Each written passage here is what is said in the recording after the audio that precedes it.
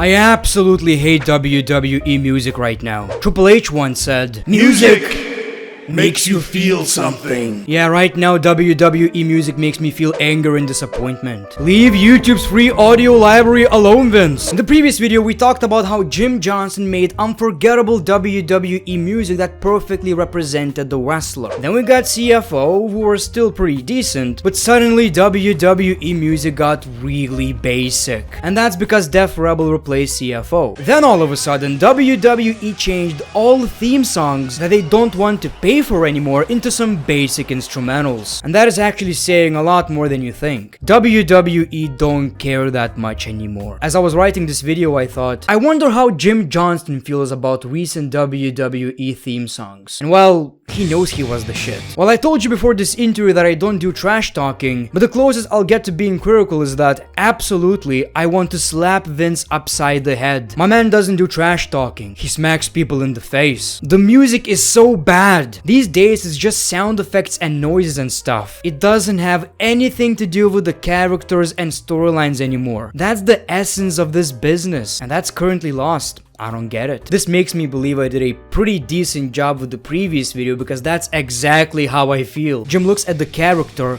analyzes it. You hear voices in your head, you weirdo. I'll make him believe. I've heard once Jim Johnston had a crush on Eve Torres, so he simply wrote, "She looks good to me." The talent! He once asked Vince McMahon for a raise, and then he wrote the song "No Chance in Hell." These are all lies, by the way, but you get the idea. I feel like the biggest change happened when WWE started releasing 59,000 wrestlers a year. Before, they at least tried to give wrestlers all the tools to get over, whether it's a main eventer or David Otanga. You know, the guy who likes coffee? I remember they even made sure that comedy gimmicks like Adam Rose are getting a banger. The point I'm trying to make, it seemed like it was a given. Entrance is a big part of wrestlers' persona, so let's try to get the most out of it. I feel like most WWE theme songs are being rushed right now. Since WWE got rid of CFO and Jim Johnston, I believe they have to pay royalties. So they just replaced all these theme songs to very generic ones, very rushed ones, just because they don't want to pay. I could be wrong, that's how I feel. They changed all the theme songs without any thought in it. I think right now WWE don't look at wrestlers like they matter that much. Since, you know, we might as well release them in a couple of months. A few years ago, I could recognize every WWE theme song. Maybe I was obsessed with the WWE, I don't know. But I believe it's because they were really catchy. And when you listen to these songs, you kind of felt like, okay, this represents this certain character, so it can't be anyone else's song. Right now, WWE almost got rid of vocals and gave everyone generic instrumentals that could be used for almost anyone. You cut Sami Zayn's intro, and whether it's Sami's music playing or Madcap's music playing, you won't really feel that much of a difference. Speaking of Sami's theme song, how could you mess up that bad? Okay, you don't want Sami Zayn to have a catchy, uplifting theme song, I understand. But this man is a conspiracy theorist. It feels like it's so easy to write music for someone like this. But no, you gave him generic rock instrumental. Ciampa had a perfect theme song. Then they changed it, and I didn't like it because I felt like the previous one was better,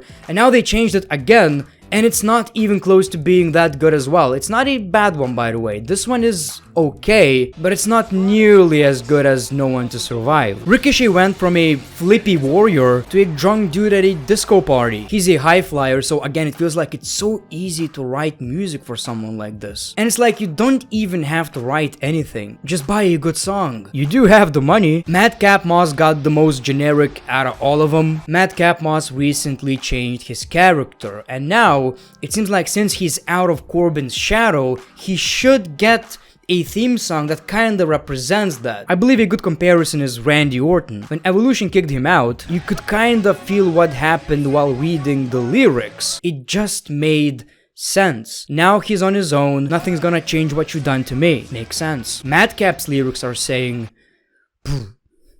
Baron Corbin is a rich guy, so he kinda has this lottery music, something along those lines, which in a way does represent his character, but it's not a good song. I decided to look at other rich wrestler gimmicks, and I thought of Ted DiBiase. My man had an absolute banger. The song basically told a story of how rich Ted DiBiase is. Again, WWE cared. That was an absolute banger, and it's not like Ted DiBiase was a main eventer. Alexa Bliss is someone that WWE cares about, in my opinion, and that's the reason why she actually got a good change. I know not everyone likes this change, but I feel like Alexa Bliss is a kind of a punk girl, right? Avril Lavigne. So she got a theme song that basically represents her character, and that's because WWE care. The first time I've realized WWE don't care that much anymore is when they gave Shelton Benjamin a very generic song, even though they could just pay for Ain't No Stopping Me Now. Shelton Benjamin was one of the biggest mid-carders of 2000s. You know, the man is talented, don't get me wrong, but everything about this man changed.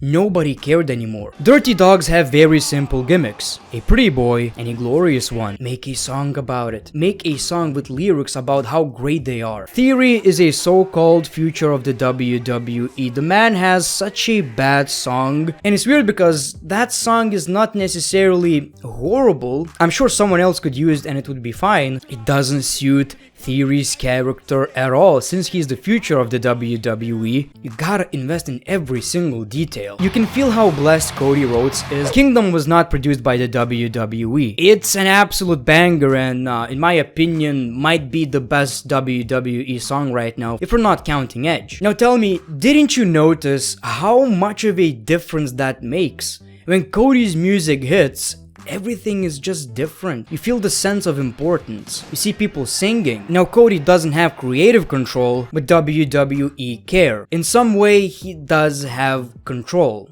A little bit. Same goes with Edge. When he created a faction, he got an absolute banger because he's Edge. Ronda Rousey got a great theme song because she's Ronda. So it sucks that unless WWE really see a lot of value in you, you ain't gonna get much. Just watch WWE give Gable Stevenson an absolute banger. My man is gonna come out with Metallica. WWE need to start analyzing the character. They need to start writing songs for the character and not applying random songs to a character.